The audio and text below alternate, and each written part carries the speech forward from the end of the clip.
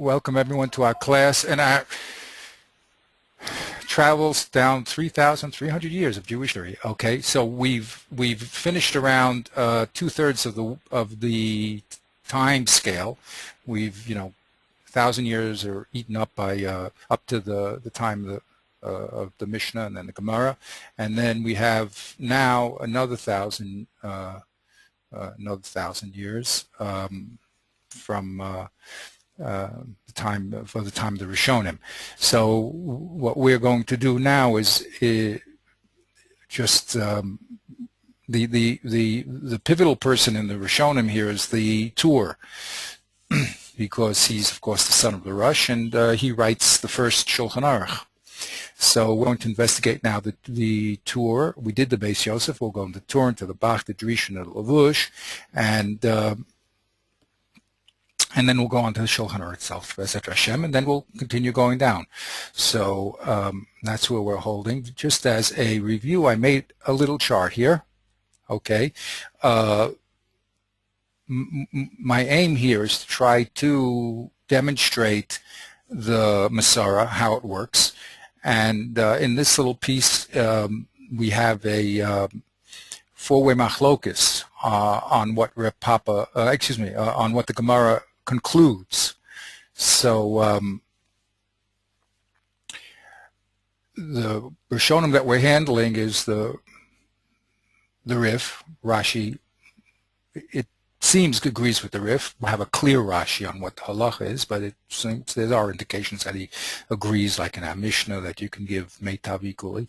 Then we have the Rosh and the Ramah, Rabbeinu Tam, and then we'll do the Tur. And the Rambam is going to be here on the side because there's a big job understanding what the Rambam holds, and that's very, very important as we get involved in the halacha, because he's one of the three people that the Shulchan Aruch uses to make his final Pesach. So that will be very important to us. Simply speaking, we had Machlokus Reb Papa and Rev Huna about the issue of meitav.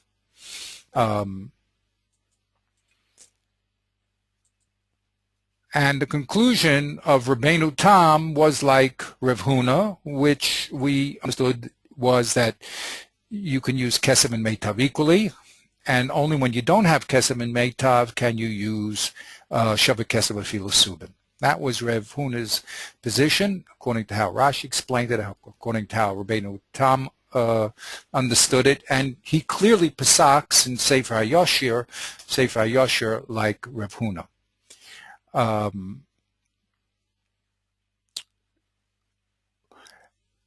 The Rif holds clearly like Reb Papa. Whoops, I'm sorry.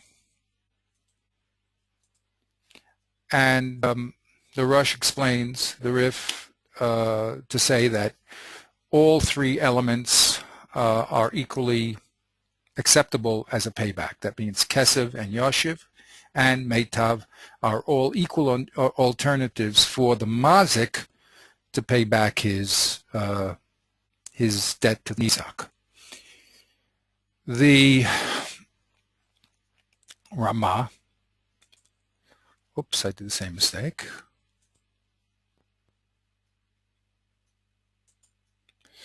The Ramah holds that Kesev is even better than Metaltalin. Metaltalin's better than Kesev. He's learning all that according to what we read in the Mukha Yosef from Reb Papa, because we said that Reb Papa did not mention Kesev Mefarish. So the Ramah will say, look, well, what's the svara of Reb Papa? Reb Papa was that Metaltalin was better than Meitav because it's more like money. So then, therefore, money should even be more like Metaltalin. So that's the Ramah. He holds Kesev is first, even though Reb Papa didn't say it, but he infers it from his explanation of Metaltalin versus Meitav. Then Metaltalin is second, and then he puts Meitav, which is the least close to Kesev, on the bottom, and that was his explanation of Papa. So the Rambam here is a problem because he does not talk about kesef, and it's not even clear what case he's talking about. Because he starts talking about the Beis Din having to collect. So the simple way we understood the Rambam was that since he only spoke about Meitav and Metaltalin, is that Meitav is first and Metaltalin is second, because the Beis Din doesn't collect from the land until he doesn't have. And that's how we understood the Rambam. But the reason why he's unconnected is because he's unconnected. And there's going to be a lot of people talking about where he fits in. We'll have people fitting him into Reb Papa. We'll have people fitting him to Rabbeinu Tam. We'll have people having his own shita, a mix. So that'll be the excitement, because when we get down to the halacha, since he's such an important element of one of in the Shulchan Aruch, so we'll get down to him. Now we have to talk about the Tur, what the Tur holds. The Tur is problematic, just like the Rambam, because he sort of quotes the language of the Rambam, and he's also quoting the language of his father, the Rosh, and we have a big machlokas here, not of the Yerushalayim, but of the Nosei Kalim, of the Tur, what he actually holds. So we're going to go through all the Nosei Kalim together, Bezrat Hashem, but the Beit Yosef, which we did together, holds that the Tur holds that kesef and metaltalin are equal. He says that clearly, and only when you don't have kesef metaltalin do you give meitav. Okay, is that correct in the Beit Yosef? 1 second, just think about that. Yes, that's what he says. Kesef and metaltalin are equal, and that's a surprise. We haven't seen that position, and one of the big problems of the Beis Yosef is, where does the Tur get this from? It's not like his father, because his father puts meitav equivalent to metaltalin. So where does he get it from is the big question. And we learned the last time we got together, according to the Beis Yosef, he imported this relationship between meitav and metaltalin from the case of Balchov. There, in the case of Balchov, the Rosh, Tur's father, said that since the Malva loaned, he has a right to get money back. Comes along the Beis Yosef and says that seems anything that's closer to money. The Beis Yosef says, even though it seems if that's peculiar to Malva, because the Malva did give money, has a right to give money back and everything closer to money, the Beis Yosef held that the Tur extended that din to the case of Nezikin. His father didn't. The Rosh says that all three are equal. He has to say that, as we learned from Kahana. But the Beis Yosef says that the Tur went his own way, and he took what his father said about Balchov and imported that into Nezikin. So that meant that just like the Balchov had the ability to get metaltalin and kesef before karka, because he gave money, so the same thing, the Nizak also has the ability to get kesef or metaltalin over meitav. And that was the big, that was the explanation of the Beis Yosef. The who we're going to do today, I'll just give you a preview, is going to disagree, and he's going to say that the Tur is holding like his father, the Rosh, and what he said was that kesef, metaltalin, and meitav are all equal. So that's going to be today's work, to analyze the Beis Yosef and the Bach. Okay, and if we have time, we'll go to the some other Nosei Kalim and see what they have to say. Okay, we see how beautiful this is, but how delicate and complicated it is, and how you have to really know exactly where you're holding in the map to keep it all together. And that's another thing that I'm trying to do by this visually visual ideas with Visio and stuff like that. My friend who's a graphic designer said, use Visio. I said, sure, how can you learn without Visio? I was joking with him. But that's the reality. It's very, very helpful. So here we are. Here are our Rishonim. Again, we have the Ashkenazim and the Sephardim here holding different opinions. We're going to be discussing the Rashi, Rabbeinu Tam, and of course the Rush, who moved with the Sfarad, and we're going to be discussing the Rif, the Rambam, the Ramah, the Rush, and the Tur. So now we're up to the Tur, the son of the Rush, and we're investigating his position. So here's the latest timeline. Here's the Tur, Rav Yaakov ben Ashur. He lives from 1269 to 1343. Then you see there's almost a 100-year break. I mean, the Tur was accepted as a Shulchan Aruch in Klal Yisrael, but we said that many times the Tur just brings down different shittas for Shonim and doesn't decide which way to go. So the Beis Yosef, later on the Shulchan Aruch, Yosef Cairo, used the same setup of the Tur, but he brings a definitive halacha using the three great Rishonim, the Rambam, the Rush, and the Rif. And we said, unfortunately, for the Ashkenazim, that meant that it was heavily toward the Sephardic opinion, and the Ashkenazim there gave the Pesach, the Ramah, Rabbi Yisrael gave the Pesach according to the Ashkenazic opinion, and that's where we're heading. So here we have, it's very interesting, we're looking at the Nosei Kalim of the Tur. This is what's on the page of our printed edition. I'm sure we'll find other things in Hebrew books, but this is what's on the printed edition. It's basically on the Tur, the Beis Yosef, and then the Ramah, the Levush is not there, the Drisha and the Prisha, and the Bach. So Bach is always printed on side by side with the Beis Yosef. The Beis Yosef where Rashi usually is in the Gemara, and the Bach is printed on the other side. And then we have the Ramah on the bottom, the Darkei Moshe, and the Drisha and the Prisha. So we see it's very interesting that these distinguished rabbis are all from Ashkenaz. Just interesting to note that they wrote on the Tur, and they also, like Rabbi Moshe Shloss, is going to end up writing also on the Shulchan Aruch. So it's going to be very exciting to see them. Okay, so that's basically our orientation. Go ahead, please. In between the death of the Tur and the birth of the Beis Yosef was when the printing press was invented. Wow. The printing press was invented somewhere around 1440. 1440, right. Okay, that was a dramatic... It was already proliferated throughout Europe, and there were printing presses all over the place.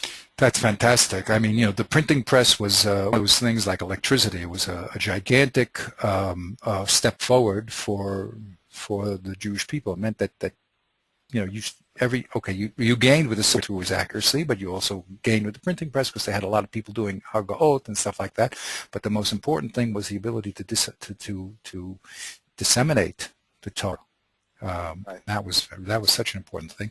And now, to those people who know how to use it properly, the internet is doing the same thing. And that's basically what we're trying to do, and disseminate that Torah and get the system understood. And Baruch Hashem, now we have, I mentioned, Hebrew University has 95% of all the printed books ever printed in the world, if not the physical book, microfilm of all of it. So every book that was ever printed, they have a copy of it, 95%, which is pretty good. I was doing the Ramchal translation. We had a problem with that one part of the Ramchal, and we went to the library, and I asked, and they said that, I asked my friend's father, who's in England, who's a researcher, to go to the British Museum and get a copy, and he said, you don't have to go to the British Museum, the microfilm is right there in Hebrew University Library. So, I mean, so, Baruch Hashem. And now everything is going online, so. But the most important thing is to understand how to use the material. There's a live discussion here and a live analysis, and that's what we're trying to understand. Okay, so here was the Tur. I'm going to start with a very quick review. The Tur says, Keshabayim Ligvos Linizak Nisko Rowan, when you come to collect damagers, you have to see. There's two possibilities. Im yesh lamazik metaltlin, vim ein lamazik metaltlin. Talks about two scenarios. If the nizak has or does not have metaltlin. Okay, if he has metaltlin, so then you don't go and collect from his karka. Ein yordan linechasav nimkor karkasav ali ten metaltlin. And he says clearly, the Tur, even if he has kesef, you can give him a metaltlin. Because kol mieli, here's our quote from Reb Papa, the kol mieli the metaltlin meitavhu. That's a quote from Reb Papa. So we see clearly that we have kesef and metaltlin equal, and the meitav is in a step after them. Now, what happens if he doesn't have metaltlin? So then you go to get the karka. The karka has to be, of course, the best. Of course, it says made of karka, made of Sedei Shalom. And also the Gemara concluded over there, according to Rebbe Kiva, that if the mazik zibris is equal to the best of the nizak, tough luck. If he has better stuff, AAA, great stuff, he has to give that. Meitav, according to Rebbe Kiva, means the meitav subjectively of the mazik. Okay, so the nizak doesn't have to accept it, he doesn't have to accept anything. He doesn't have to say zebras, the nizak. He could say, I want your meitav of your meitav. That's what the Torah says. So you have to give him me'idishim nicha karkasav. Okay, now what happens if this is a case that we didn't see? And again, this is a very important to understand the Masorah. Those things which are understood are, as the generations gone, have to be clearly written down. Of course, people can't think accurately or as accurately as they once could, but the Torah clearly states, it is ein ha-nizak yochol lomar lo ten li mi'idish ploni. The nizak can't say, I want it is A because it's closer to my field, and it is B. No. Ella shetoli ratzon ha-mazik li ten mashi yirtzeh. The mazik has the upper hand, Yad El Elyona. He can give him any one of the two. As long as it's idis, he can give him any one of the two. Aval, kasher mazik chofetz gam kan liten loa idis should be kesh. What happens if the mazik says, okay, I'll give you that place that's closer to your field? Then, but he makes a tanai. Ela shehi ata bezol. It's the winter. It's very cheap. I'll have to end up giving you a lot more land because the real valuation of this land is very low now. So please, mamtin ad shid yarke, let's wait until I'll pay you till the land goes up in the springtime. Va'omer im tirtza so kachena kafi masha tidlit kayer, and he says, look, if you want to buy it, the land that you want, I'm only going to give you at the higher price. So the din is ein shomen so with sarchli ten lo kafi mashahi shavahata. Whatever the mazik agrees to give has to be evaluated at the present time. That was a rejection of Abai over there, and that's the conclusion. Okay, so that was the tour. Then we went to the Beit Yosef. Beit Yosef comments on the tour, and the first part where you give, you don't take the karka before the metaltalin, and he says that if you looked at the Rush, which we did last time, you'll see that the Rush only said this in the case of Balchov. And there was a special reason over there in the case of Balchov, because since you gave him cash, you, the Malva, have a right to get back cash, which has no real significance to our case. But that's how the Beit Yosef says, the Udima Rabbeinu. So how are we going to understand the tour who puts metalton before meitav? So the Beit Yosef says Dima Rabbeinu Piron Nezikin appears in the Balchov. There was a link that were made between Prius Balchov, where there is a preference of metalton over karka, and that preference was moved over to Nezikin. And that's the work of the tour, not of his father. Okay? V'dima Rabbeinu Prius Nezikin lip Prius Balchov. He made a comparison between Nezikin, paying back in Nezikin, and paying back in Balchov. Now, again, he says, Afal Pishiyesh chilik b'neihem, that kan lo omer arash ela Balchov, mishum dekevim desuzah yohib, jisi nilkak, ela And he says the Beit Yosef cave in the lo ishkach and the pligi rabbanan b'nehu bahachi. So therefore lo pal ginan. That should be, if I do this correctly, just let me make these little commas here. What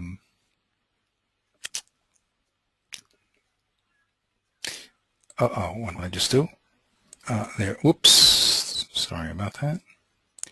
We'll get all these things cleaned up here. Okay, I think we got it now. That's an important little comma there. So here's the svara of the Beit Yosef to explain the tour, according to how we understand. They came into lower shkach and the bli rabbanan beinai bahachi. We don't see anyone in the Gemara arguing about this point, whether Baal Chov is any different than Nezikin.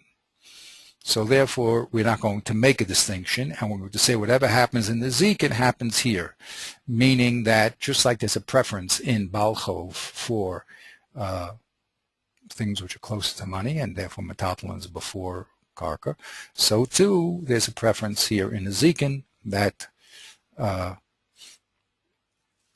Metathlon is better than Meitiv Karka. And that's how the Beit Yosef explains the tour. Okay, now when it comes to the second part of the tour, that was the relationship we said between... Basically, Go ahead. The Beit Yosef svara for the tour is that he decided to compare them. Yes, exactly. A pure svara. A pure svara. There's no text, but it's a svara. We said, my friend also, Aaron Marks, very nice guy, he says everything is nodes and links. Okay, that's his expression. In a certain way, he's correct, you see, because it's the question of how you read the Gemara. Do you read it what's in front of you, or do you also read it in context of other places in Shas? So we see Tosfos does that all the time. He always gives us the dynamic between the different places, okay? So the Torah is saying the Beis Yosef is saying what the Torah has done is imported a din that we see in Baal Chov over to Nezikin, pure svara. Because all he sees, again, is the result. He sees the result that all of a sudden Meitav falls below Metathlon, and from the result you have to, and the Torah doesn't tell you why, he's just writing a halacha book, so you have to now again link it together with Shas, and we don't see anyone saying that in Nezikin. Okay, we see saying a lot of different things, but not that.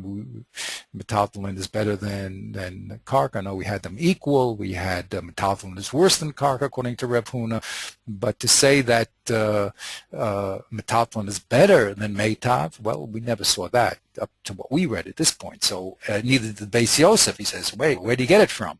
So the Beis Yosef says, well, his father, the Rush, in the same paragraph talking about Nezikin, did talk about Baal Chov, and the Rush and the Tur, his son, said, look, I really believe that what's happening in Sfara, what's happening in Baal Chov is the same thing that's happening in Nezikin. And we tried to say Sfara a few times before. We said, well, maybe that in Svara what he's saying is that since in Nezikin you took the person's item away, and we said we're just looking at everything in terms of cash, so you actually took money away from him. So the Nizak says, you took my money away, I want money, just like in Baal Chov. I gave you money, I want money back. And it's even worse than Baal Chov. In Baal Chov, at least the Malva says, I gave you money, so I have a right to take money back. But in Nezikin, I didn't even want you to destroy my thing. I would have been very happy with my cow, my field, everything you did. So you took money away from me. I want money back. I don't care the specific item. Everything is looked at in terms of cash, of evaluation. So that's how we wanted to explain in Svara how you can put the two things together. Okay, how to say that the Malva is like the Nizak in the sense, right? Because everything is cash, and you took my money away. I want money. I don't want junk. Now, the Rush, of course, will not say that. He disagreed that there is no connection to me that way. So this is the Torah. The Torah is also Rishon. He's allowed to put the Gemara together the way he likes. Okay, so that's the interesting and exciting work of the Beit Yosef to explain this really anomaly. We certainly didn't see it, and he didn't see it either, and he's saying, well, must have been, this is what happened. So he's putting that piece together. Very, very interesting. Okay, now here when it comes, so that's clear up to that point, right? Okay, so the second piece here is mashkatuv v'fil sheyesh lo kesev, so then you can even give him subin. Here the Beis Yosef says, well, the relationship between kesev and subin, that's we learned from Reb Papa. Very interesting. Kesev and subin. Excuse me? You don't pass him like Reb Papa. He's not passing like Reb Papa and Reb Yeshua, is he? Yeah, except, yes. Reb Papa and Reb Yeshua say everything is all the same. Not according to the Tur. You're saying the Tur learns differently in Reb Papa and Reb Yeshua? Sure, sure. According to the Beis Yosef, the Tur learns this way, that when here's our Reb Papa, okay, here's the Beis Yosef on Reb Papa, and he says, well, he learns Reb Papa very simply, that Kesev and Metaltalin, of course, are equal, that you don't need Reb Papa. I mean, you may need Reb Papa for, even though he didn't say it. But the fact that Meitav is less, that's how he learns Reb Papa. Because what did Reb Papa say? Reb Papa said, if we looked at his original words, right? What did he say? He said that, yeah, get the original words over there? Not really. Yeah, what does he say, the original words?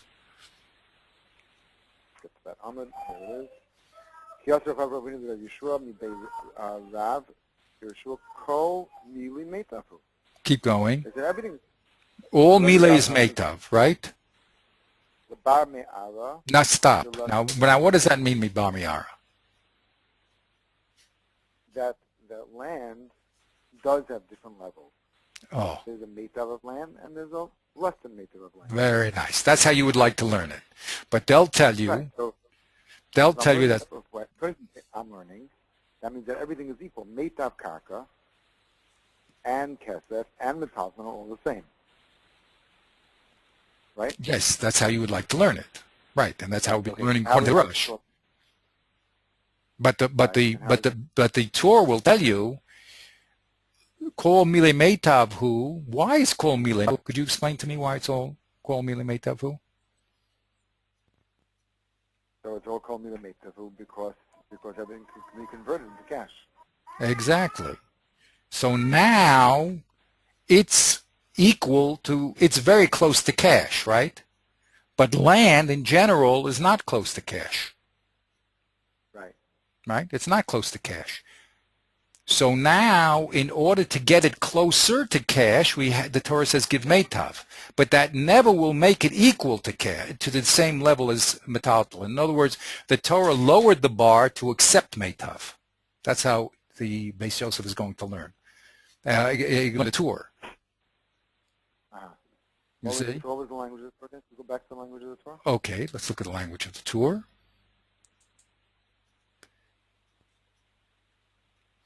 Because Shabbat Ligbos Lenizak Nisko Rowan. Im Yesh Lamazik Metaltalin, Ein Yordan Lenichsav, Limkor Kakasav, Eliten Metaltalin. That's what he says. So it's either, his first choice is either Kesef or Metaltalin. Right. Metaltalin, Subin, it's all the same. Yeah, it's the same thing. But But if he doesn't have Metaltalin, then he goes down to get his cut. Yes, im Eino Metaltalin Yordan Lakarka Edis Menechasav. Only when he doesn't have Metaltalin, of course Kesef either, then you go down to his Meitav. So you say, well, who is that like? So he'll tell you, well, that's Reb Papa, because Subin is closer to Kesef than is Meitav. Now that really was the svara of the Ramah, by the way, if you remember. The Ramah actually said that svara. It brought Nenemuka Yosef. He actually said that svara. And then he went so far as to put Kesef in front of Subin. Okay? Now,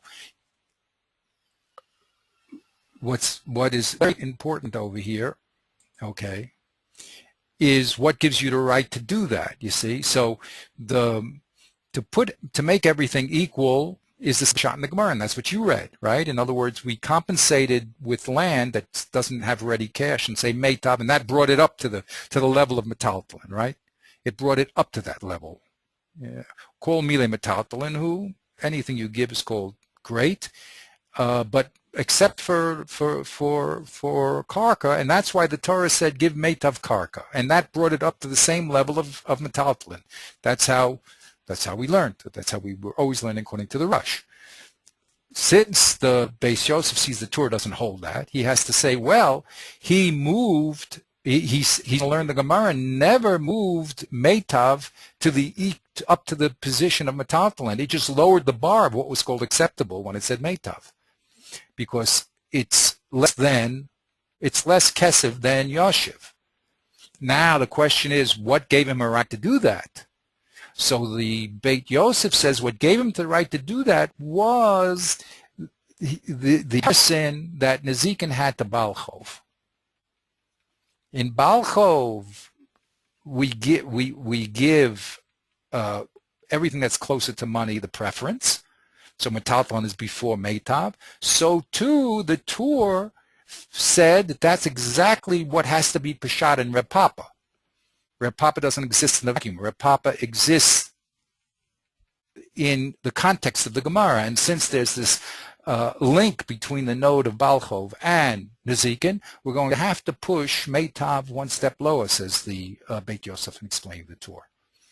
But without the raya from Baal Chov, then there's no way you would do such a thing. You'd read the Gemara as you read it simply, and as the Rush is reading it, that everything is equal. But since the simple reading of the Torah puts meitav down one step, the Beis Yosef has to find a reason. He says the only reason I can see is that he imported what his father said from Baal Chov and made an equation to Nezikin and shoved meitav down one level and read Reb Papa as saying that. Although Reb Papa doesn't say it clearly, he doesn't not say it. All we know is meitav is a compensation, but is it an equal compensation, or did the Torah lower the bar and accept meitav as good enough to be included? Interesting? Yes. Very interesting. Very, very interesting. Okay, but the Beis Yosef not doing it. I think those prove that he's learning that like Rav Papa is, because he's saying at the end here. Yes, what did you just say? When it came to, that's how we got to it. That's where we were made. We said in the second din. I said that you can give meitav afterwards. He learned the din that kesef is equal to metaltalin, says the Beit Yosef, from Reb Papa. Right.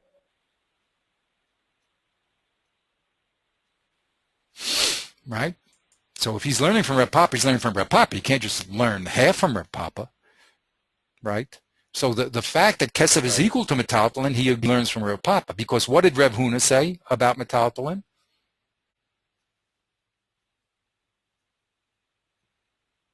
Rav Huna said, okay, so that's what I was just thinking about. Rav Huna said that it's either kesef or meitav, yes. And in order to answer Rav Nachman's question, he had to say that it's only talking about b'delefle. Right. There, according to Rashi, it doesn't have kesef or sadais. Then you can give metaltalin. So clearly, according to Rashi, metaltalin is on a lower level, right, than kesef and sadais. So therefore, this can't be Rav Huna, right, because according to the Torah, he's learning that kesef and metaltalin are on the same level. Right. According to Rav Huna, he's learning that kesef and sadais are on the same level. Right. Beautiful. Exactly. So it can't be Rav Huna. Okay. And the only way we can make it Reb Papa is by saying that the Tur felt the same svara that we see in Baal Chov moves into Nezikin and pushes our understanding of Reb Papa to say that meitav is one step less than metaltalin or kesef.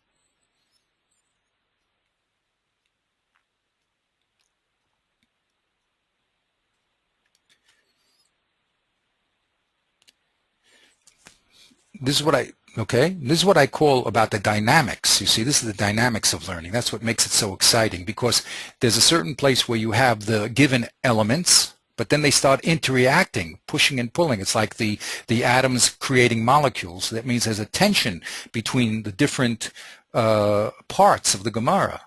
Okay, so once you understand what the givens are, now it's a question of their relationship to each other, where you have a push and a pull. So this, by the way, is really the creation of the Beit Yosef, but he's forced to answer the question.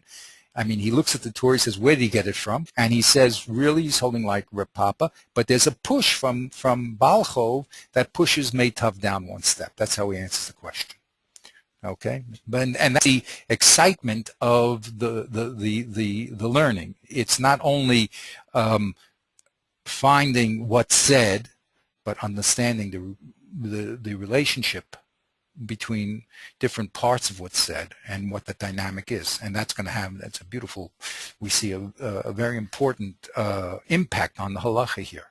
But again, there's always gains and losses, no matter what you're going to do, because to do this, what the Beis Yosef did was split the Torah from his father and put him on his own track. Now, the Torah is a Rishon. He can go on his own track. He's not limited to what his father said. It's not patrimony here. I mean, he's a Talmud Chacham Adir, and he's a Rishon. He has a right to say what he wants to say, la halacha. But that's one of the weaknesses of this interpretation. Okay, so then we went a little further here. Again,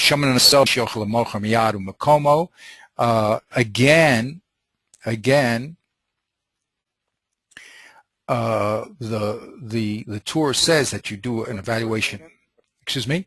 Yes, let's go. Do an evaluation. The evaluation. That's just what he said here. He said, Reb Papa, when it comes to metaltalin, if you don't sell it here, you'll sell it somewhere else. So you would want to be mashmir. Okay, if the mazik gives the nizak metaltalin, let him go around, right?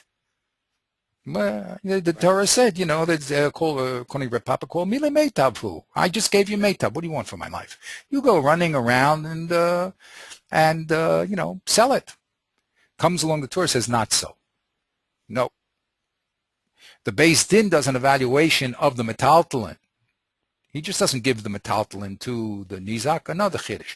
The Beis Din evaluates how much is this metaltalin worth and takes it off the bill. That's it. And how do they figure out the evaluation? What it's worth here and not. Not running around to all different shvukim and all over the world and trying to get a good deal. Okay? Now, that's what the Torah said. Where did he get it from again? You see? That's the whole problem here, where no one can invent halachas. They're all just saying peshat in their understanding of the totality of Shas. So where did he get it from? So the Beis Yosef... That's the basic part. And what would you think otherwise? You would have thought that look, simply you could say, okay, I'm going to evaluate it according to where you could sell it in Medina Sayyam. You have to take it to America and sell it there because over there they don't have, over there it sells so much more. Wait a minute. The Gemara, Reb Papa said, what was the words of Reb Papa? Reb Papa said, Kol mile meitav hu. Why? So look, I'm giving you meitav, right? Now you go. If you can't sell it here, go sell it somewhere else. What do you want from me? Okay, there we go. Okay, I forgot he said this word. So the question is, you could have learned that what Reb Papa meant to say is that I could give you something that has a value elsewhere, because that's a svara. Svara is metaltalin, may not have value here, but has value elsewhere. So I could calculate it according to the value elsewhere, even if you could sell it here. Well, no, that far I won't go with it. But what I was saying, that I don't know if I'll go that far. But let's take it step by step. First of all, no, the chiddush of the Torah is that first of all, there's an evaluation of metaltalin. That's a chiddush of the Torah. Well, that's not. No, I would say that's not the chiddush. You have to evaluate it. That's pashut. Everybody understands you have to evaluate how. Why? Give him the stuff. Okay, but I can give. You're right. Correct. You have to evaluate it, right? I have to evaluate. Now the question is, Papa's words, which I wasn't focused on before, but now you brought it into focus. Yeah. Papa's words are, if you don't sell it here, you could sell it elsewhere. So I would have thought that if I can't, if that I as a mazik could decide that if something sells for 25% more in the next town over, I could say, Rav Papa says, go to the next town and sell it for 25% more, and I fulfill my obligation by paying what I need to pay, because Rav Papa holds I could force you to go to another town to sell it. Kamashma on the tour, they know that's not what Rav Papa meant. Rav Papa meant something else, but it didn't mean that you could force somebody to go to another town to sell it at higher value. I clear what you're saying. So what's Rav Papa? What's bothering me? What does Rav Papa mean? What's bothering me? What's bothering me is that I thought the only problem we had here was not the price of the item, but was the availability of buyers. Right. So there's two problems. Problem number one is, can you convert it to cash? Problem number two is, how much cash will you get when you convert it to cash? Had we had Rav Papa alone without the tour, I would have thought that since Rav Papa's chiddush is that anything that's convertible to cash, the evaluation then could be for anywhere. It doesn't have to be here. It could be there too, because in order to be able to come up with the svara to make it convertible to step one, I could tell him to go somewhere else, because that's a svara. Even if it is sellable here, I could tell him to go somewhere else to get more cash. Kamashal on the tour, this is no. Rav Papa's svara is that the talisman is always convertible, that if you can't sell it here, I can give it to him because you could sell it somewhere else. But if you could sell it here, I can't force him to go somewhere else to get more money. Okay, I hear 100% what you're saying. This is, I have to put my thinking cap on this now, because we have now two distinctions here: the demand and the price, and that has to be thought about in my head a little. I would like to think about it, but I clearly hear what you're saying, that the chiddush of the tour is that as far as the Torah is trying to eliminate the havamina, that I could say, look, this stuff is worth, in America, or whatever, in Boston, it's worth, 20% more. So I'm giving you I'm paying you back now, and go to Boston, take care of it.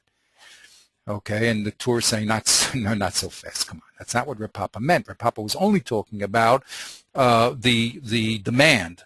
If there's no demand here, then you can go somewhere else. But he wasn't talking about getting a better price in 2,000 miles away. I mean, that also, by the way. So Papa's now, just think about Papa for a moment. Yes. Do you think the Nizik is going to be happy with that? That the Mazik tells him, listen, I'm giving you something in the surrounding area here. This has no value. You can't sell it. Even if you tried, nobody's going to buy it.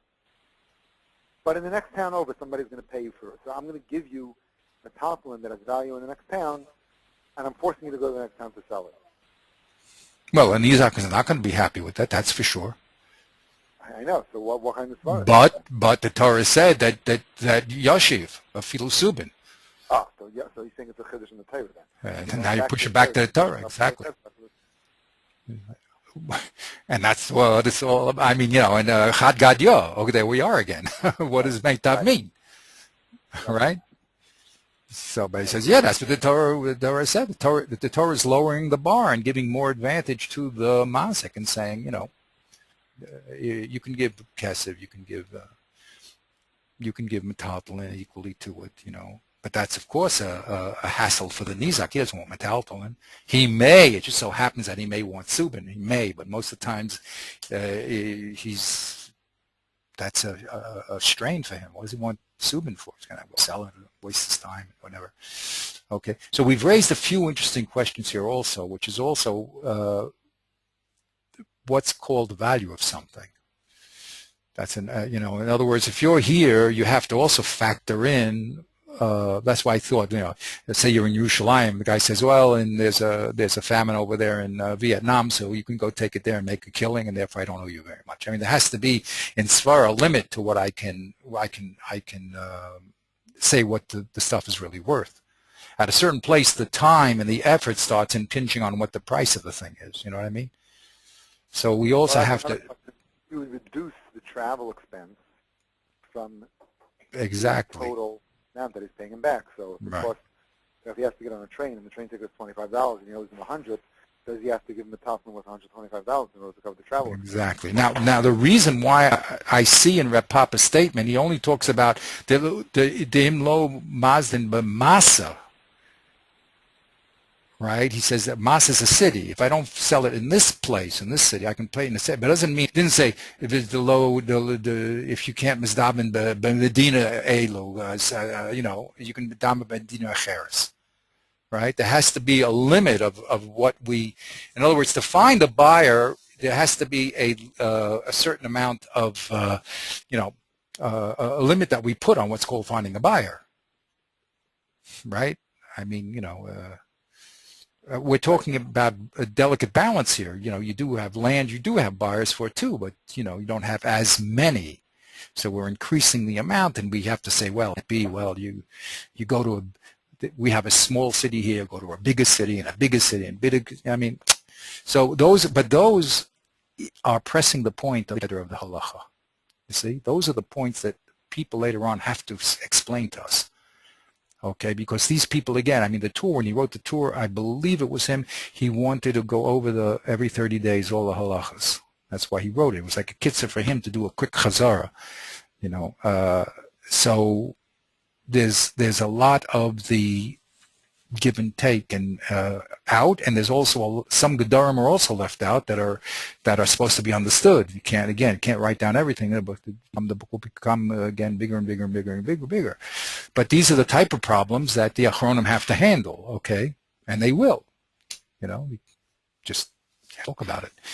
So we're not yet done. We're only around 2/3 through, right? We only did around around 2,000 years so far, right? So we have another 1,000 years to go. So the excitement will build. But here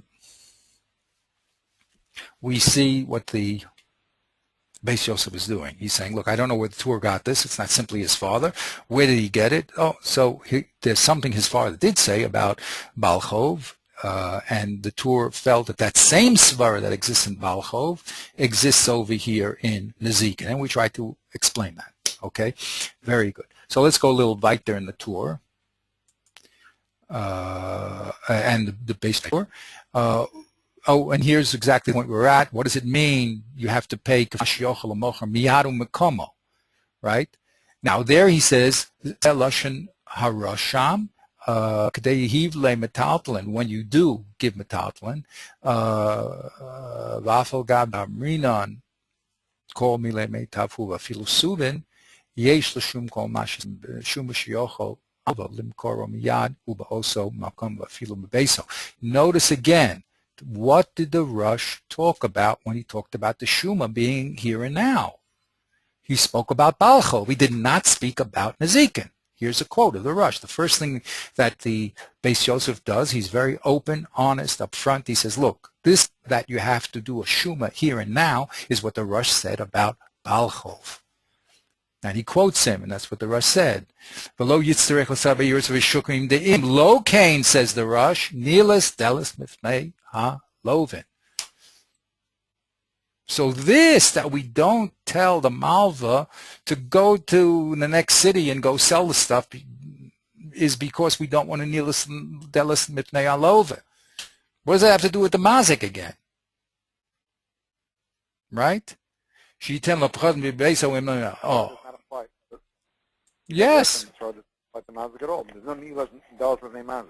Exactly. That totally irrelevant. Umashma l'Rabbeinu, says the Beis Yosef, the hu adin l'nezikin. V'afal pish yesh chilik b'neihem. Why? Dal korcha lo amar harash ela b'Baal Chov mishum delo tinas delis aval b'nezikin lo shayachai taima lo mashma Rabbeinu the lo plige Rabbeinu b'neihu le'inyan zeh. We didn't see anyone that argued that there should be this chilik in Shuma between the Baal Chov and Nezikin. So if we can find it, if there's a svara in Nezikin that impacts on, if there's a svara in Baal Chov, even though it seems as particular svara, the Torah disagrees with his father and says the same svara, the same shuma exists in Nezikin. That's what he says. I mean, what can he do? I mean, again, but it's all, the Beis Yosef is trying to make sense of the Torah. Especially when his father gave specific reasons why they shouldn't be. So he says the Torah disagrees with the Rush, disagrees with his father. He says also in Svar the same thing happens. Now, of course, we don't see anyone arguing about this point. Well, that's a negative proof, that's a negative proof. We don't see anyone arguing about it. So therefore, I'll put the two things together. How would Ramchal do something like this? This is not a pure logical Svar, is it? It's just, it's not discussed. No, so you have no raya against. He's saying if there was a chiluk to be made in the shuma, someone should have said it. That's what he's saying. That's how he's defending he's understanding the Torah. The Torah is saying if there was a distinction in the shuma between Nezikin and Baal Chov, someone should have said it. And we don't see that anyone ever made any distinction, so we'll put the two things together. His point also. So he says you're not going to say I'm wrong because you won't find any Gemara, and the reason why there's no Gemara that clearly talks about the distinction between Baal Chov and Nezikin on this point is because they're the same. So again, you see, it's a very difficult, it's a very subtle thing.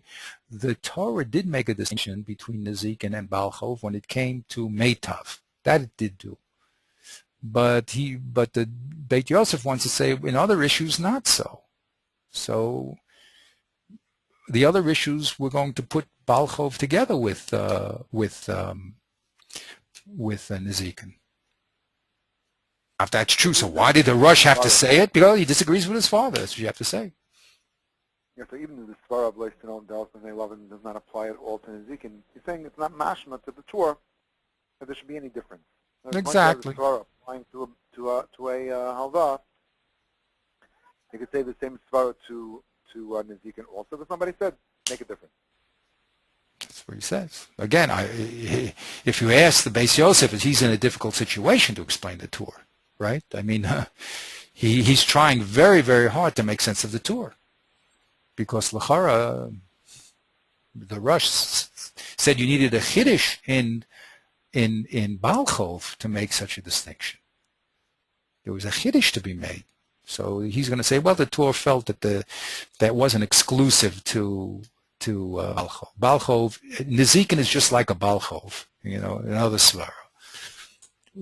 What is Nezikin? I damaged something, but basically I owe you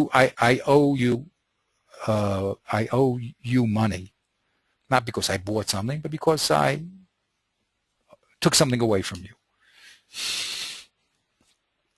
So if I owe you money, what's the difference if I owe you money because of a chov or not? So okay, that's what he says. I agree, and he agrees, and everyone will agree this is a difficult way to explain the Torah, and because of that, we're going to now go, into an alternative explanation of the Torah. Okay, but that's what the Beis Yosef felt was peshat in the Torah.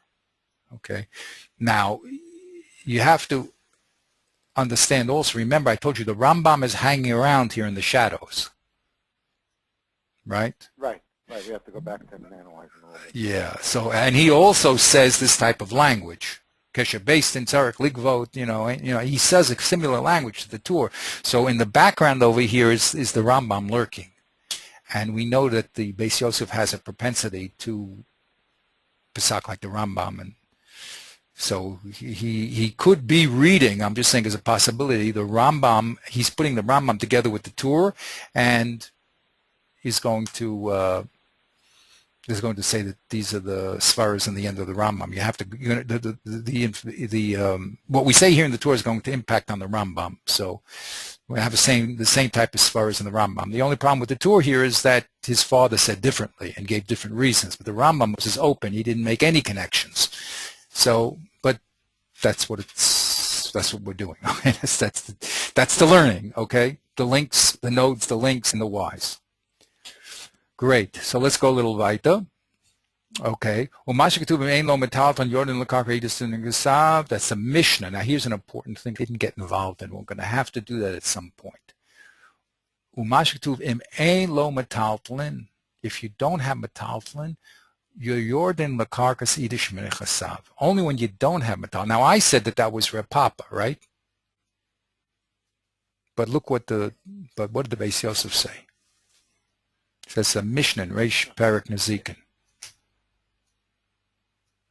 Okay, what did it say in the Mishnah? Oh, okay. So we're going to have to do work on that. Okay, we're going to have to Mishnah. Please, send me an email. We're going to have to look at that Mishnah, because the fact is, unlike what I said, Reb Papa is no. Well, he said that he learned it from Baal Chov, but now he's saying metaltalin is better than karka. He learned from the Mishnah over there in Memches. So we're going to have to get into that. That's going to be a little bit problematic, because he said that the Torah learned the din of Nezikin from Baal Chov, and that Mishnah has nothing to do with Baal Chov. Okay. Not that I know of. I mean, I shouldn't be so quick, but we have to do that. Okay, so let's go down a little weiter here and just finish. But please remind me, send me an email. We must go to this together and look at what's over there. Okay, now, okay. Im Zibris the Mazik Tova. Let's read again. Afilu im Zibris shall Mazik Tova Ki'idish shall Nizak Ein Makabel Mimenu Elitzok Shiten Lo Me'idish Shibakarkasav. And he says that is Reb Papa. That is Reish Perek Baba Kama. It's not Reb Papa. That's clearly Rebbe. That's clearly Rebbe Akiva, who argues with Rebbe Shmuel. That's what the Beis Yosef is going to say. Tana Rabbanan, he quotes the whole thing, the argument of Rebbe Shmuel and Rebbe Akiva, and the halacha, he says, the Beis Yosef is with Rebbe Akiva neged Chavaro. That's the rule. When Rebbe Akiva argues with one person, the halacha is like Rebbe Akiva. When he argues with Chavarab, a group, the halacha is not like him. So that's that. Now let's look at the Bach together, okay? And now we're going to see a whole new approach in the tour. So, do you have some time there for that? Yeah, okay. So let's at least start the Bach, okay? If you have only a few minutes, should I read or you want to read? 10 minutes. Okay, so let you read it. It's much better if you read it now, okay? So this is the Beit Chadash. Doesn't he say like Shemon Ligvay? Okay. Extra hay in there. Near the Rabbeinu Lamad Lifsei Kach Me'ahid Parakan Bava Kama. The Torah learned the Pasuk this way from the Gemara in Reish, in the first paragraph of Bava Kama. The Rami Le Abai Le Rabba. Don't we have Rabba? But anyway. Kasav. Wow.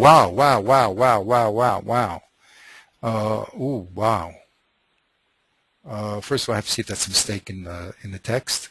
Yeah, we have Rami Le Abai Le Rabba. Yeah, but what did the Bach say? Bach. It says in this text Le Rabba.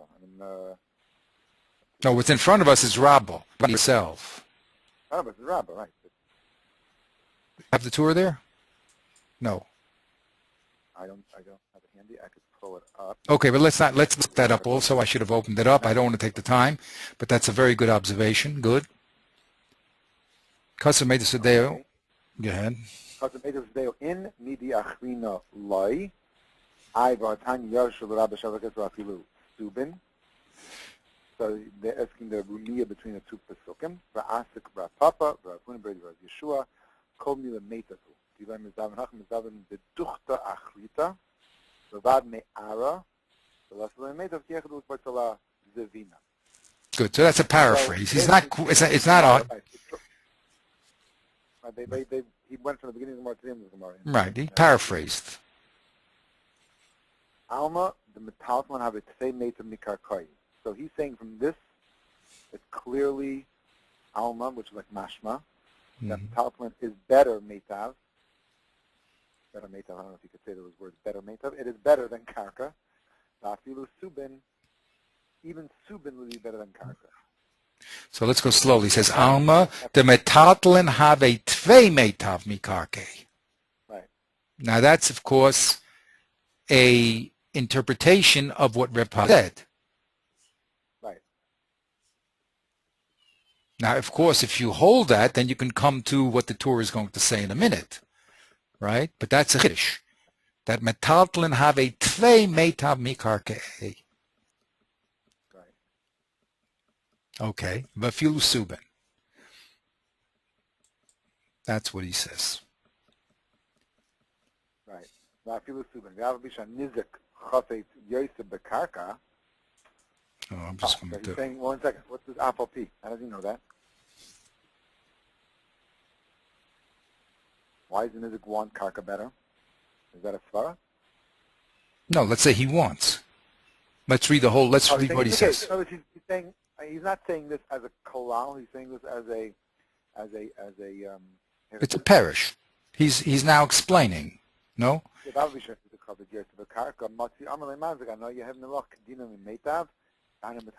saying, yeah, where the nizik wants karka, the mazik could tell him, I will give you, according to your din, of meitav, which is metalfli, even subin, and not karka. So what he's saying is the nizik can't demand karka. Right. Because the obligation of the mazik is to give meitav, and meitav is metalflin, even subin. Right. So if the nizak says, I want meitav karka, the pasuk says, I get a right to meitav karka. What is this subin around here? The mazik says, I'm sorry. Reb Papa explained to us that call metaltlin is called meitav. I'm giving you meitav. Don't bother me. Right. Right? Right. But what if the mazik doesn't have metalflin? Yavla meitav sedehu. I know idyus. Then he gives him meitav sedehu, which is idyus. So you notice, look what he did so subtly here. He reads the Gemara to say that metaltlin is meitav tvei. Meitav tvei. And therefore, if he gives metaltlin itself, then he has to accept it. And if the mazik wants 1 second, and only if he doesn't have metaltlin, right? Because does he have to give his idus? But that's all, again, an interpretation of the Torah, explaining how the Torah would understand Papa. Different than, of course, what the Beis Yosef is saying. Aval, let's just read through once, and we have to go through this again. Aval. Aval in the mazik chafetz in my karka. Let's say the mazik wants to pay karka. Van nizik chafetz in the metalflin. Einan nizik yachal l'kaifai. The nizik can't force him to give the taltlin. Now, a nice one is karka aisav. Well, so we didn't see this ever before, I don't think. No, it's a We're chiddush. talking about a case where the nizik is demanding the metaltlin, which is really his right, and the mazik says, I have metaltlin and I have karka, but I want to give you only karka. So the nizik cannot force him to give metalflin, but he has to give him the karka. Why? Because he has a pasuk of meitav zei meitav kama yishalem. But how does this work? It sounds like it's a steer to what we learned until now. Why? Because the din Torah that we're learning from meitav zei and meitav kama yishalem, in order to answer the steer of Yashiv, we came to the conclusion that metalflin is better than karka. That means that the one who gets damaged, the nizik, has a right to demand what the Torah says that the first preference should be. Why should we take away that right from it? To the nizak or the mazik? What? The nizik was the one who got damaged. So now he received, by the virtue that he got damaged, he gets certain rights. Right? He didn't ask for this situation. He didn't put himself into this situation. He got put into the situation bal karchai. And the Torah, because of that situation, the Torah gave him certain rights. What is the right? The right is to get paid back, and the right is to get paid back with metalflin. That's right. That's right. That's old thing, but that's not new thing. This is the Beit Chadash, the Bayit Chadash.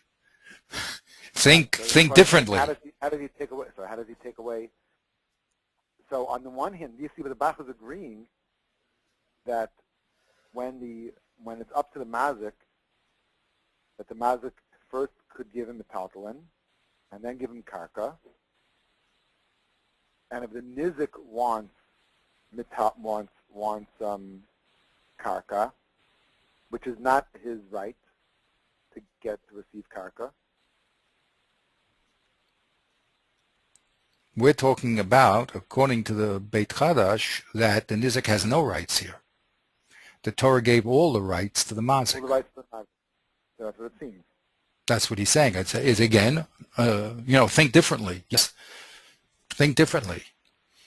The mazik has all the rights to give what he wants. The chiddush is of Reb Papa, and the chiddush of the Torah, is that the mazik, when he gives metaltalin, even subin, is fulfilling the din Torah of giving meitav.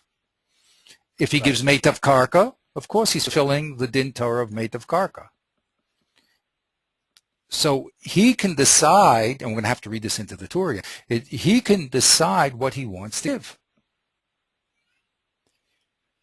But the Torah, he's saying, was not talking about, let's read the next piece. Umizeh, I should have read that. The Torah didn't talk about this case. He didn't talk about this. In other words, why? Because it's pita in the zikin that it's up to the mazik to pay back with what he wants to pay back. Yes. Why is that so pashut? Because the mazik has. What he learns the pasuk is that the Torah is lowering the bar on the mazik. It says to you, Mr. Mazik, you have to pay this debt back. Now you can give kesef, you could give metaltalin, or you can give meitav karka. You have a right to. The Torah is lowering the bar on what we allow the meitav to give back. It's nothing to do with the demand of the nizak. It all has to do. But the mazik doesn't have complete right to choose. Only in one thing. What? Only one thing. He can't give back Baininus and Zibris land. Well, but he can't give back meitav when he has metaltalin. He can't give back. Sure, he can. Sure, he can. Oh, you think Allah not as a covers least in like karka, but is a covers in metaltalin, ain't is a yachal karka, and that's not ages karka. I said. No, but doesn't he agree that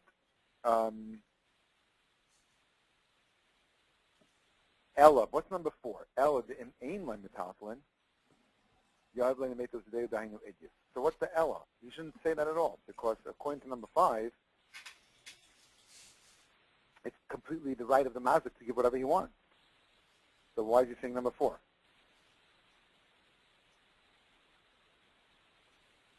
Well, let's read him. You're asking 100% correct, and the Bach is going to address himself to that. Okay, you're asking 100% correct, and we have to say the way we're going to have to really work on understanding how the Bach read the Torah here. It's very, very delicate here. It's nothing like the Beit Yosef read it, Bechlal. Right. So what we could do is we're going to have this Bach very carefully. Let's just go through a little more. If we have a few more minutes, just to get our first, yeah, for sure. just to get our first reading, okay? Just to get our first reading, okay? And then we have to go back again. It's a very, very subtle thing he's doing because he's reading the Torah in a special way. But he's saying, first of all, he's saying that the mazik has yad al yona. He can decide what he wants. He can give either land or he can give metaltalin. So you're asking, so what does it mean? What does it mean, the yellow? Very good. Okay. Now let's read. I didn't do this like I want to do it. Broke it up properly. But anyway, what does he say? Lo kasav harash. That's hey.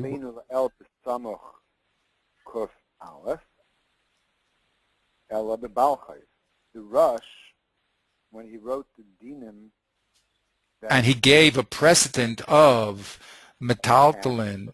In other words, the person who is receiving the payback has a demand. Read it, please. Read it. I don't want to read it. You read it.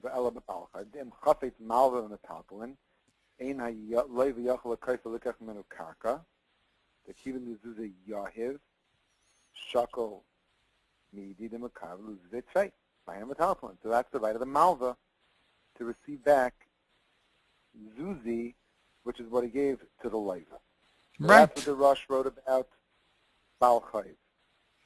Ava ben Ezekin, ein ha-nizik yachal ha-kaifai litim le-metaltalin. By Nezikin, the nizik cannot force the mazik to give him metaltalin. Why Okay. not? Because there's no reason to give him preference. Exactly. The Nizikataina, I was not looking for being damaged. I was minding my own business, and this guy came over and damaged me, so now why should I suffer twice? I got damaged, and I'm getting paid back with illiquid payment. I guess the Torah says that he has the right to give back metaltalin, so he has to get metaltalin. But also remember, and the Torah only talked about the special relationship that the Malva, who was equal to the Nizak, right here. Remember, in our relationship, the Malva and the Nizak are together in the same boat. They're trying to get their money back, right? So the Rush only said that the Malva has special force here to get metaltalin over Karka because of Nilas Delis. But the Nizak has no force here. Right. It means the Mazik has all the cards in his hand. What did it need? It was a special din that existed only for the Malva, not to close the door in his face. But normally, get out of here. I can give you what I want. The Torah says that once the Torah said that Kesef was equal to metaltalin, it was equal to Meitam. I give what I want. It's all that the Torah said. Whatever, right? And this is exactly what the difficulty was that the Beit Yosef. You know what I mean? Right. So he's saying, come on. You know, I mean, let's learn simply, straight. The Rush had a special reason why the Malva has a reason to get back metaltalin first, but the Nizak doesn't have that reason. Right. No, the Mazik has all in his hands. Okay? And read a little weiter. Too bad I didn't do this work enough. Okay. Yeah. The tour is only talking about where the mazik wants to give metaltalin. That's where he's discussing the issue that the mazik has the right to give metaltalin.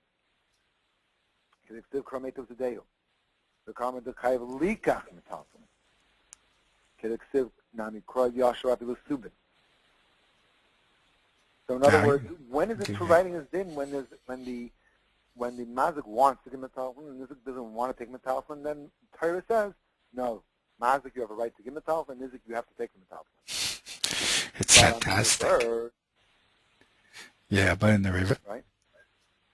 Well, let's say no, but even in the river. No, he didn't talk about he said the Torah didn't talk about that case because that's obvious. Right, he didn't talk about. Why did he talk? He said because that's obvious. Why is that more obvious in this case? Because the pasuk. Let's just talk about what is the other. Right. The other case would be where the mazik wants to give karka, and the nizik wants metaltalin. Right. So that he's not talking about. Why is he not talking about that? Why is that obvious that the nizik has to take the karka then? Because it's understood that his. Why is it understood? He has no taina. He can't pull out the pasuk. He can't pull out the pasuk mate of Sedeh, mate of Carmel. Right. So let's go a little weiter. There's only one paragraph. The like in Erev and Beis Yosef, the haven midivrei Rabbeinu, the kavanasan loymar, the kafina leila mazik litin lemetaltalin. The Beis Yosef understood from the Torah that we forced the mazik to give metaltalin. The whole lesson. So this is really summing up the Bach Shita, that the whole idea is that the mazik is yodel al yayin to give either metaltalin or karka at his preference. Not like the Beis Yosef was learning the Torah that we forced the mazik to give metaltalin. Right. Because the priest is the yad hamazik al yayina, the kach mafurish b'divrei Harava Magid.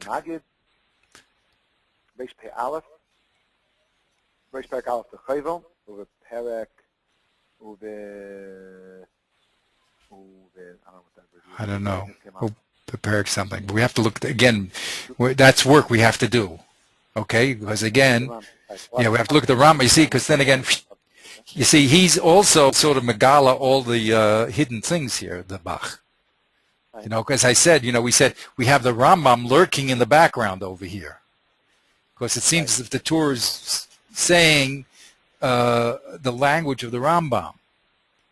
So the Bach is saying, look, if you look at the Rambam and the Meforshei Rambam, they were also, at least some people, people he quotes, are going to be learning it like I'm learning. Okay, but this is extremely exciting. We have work here to do. Is to look at some sources. We have to look at the Gemara and Baba Kama later on, right? What was that where he quoted? Didn't get right. And but before we do all the background research, I'm saying the mission is a second. Before we do all the background research, we have to be very clear what the Bach did. Okay, because everyone has a difficult job here to explain the Torah. If the Torah would have said everything is equal, we would have walked away. We would have all been happy. So the Torah is saying something unusual here. So we have to now fit him into the Gemara. There's no one's making up new halachas here. So so everybody's going to have a plus and a minus. So we have to really, really clearly understand what the Beis Yosef did to solve the problem, and clearly understand what the Bach does to solve the problem. Okay, and then we'll look for the rayas. Okay, the background information over there, and see the force proofs. Okay, but it's getting very exciting, right? I mean, who would think that? Waiters said, my wife keeps saying, well, maybe you should learn something new. You know what I mean? But it's a very when you start appreciating the dynamics of what's going on, it becomes very exciting. It just takes time to do the work. I mean, it doesn't. Okay, if you're the Vilna guy, you can do it quickly. But to really appreciate the beauty of what's going on, these are very, very powerful men who are very deeply involved in the Gemara and know what's going on, and they're explaining different dynamics, and to just behold that already is a wonderful, wonderful thing. Okay, Beseder. Okay, we'll stop here. Very good. Have a great week. What's left of it? Thank you very much. Good Shabbos. Cool.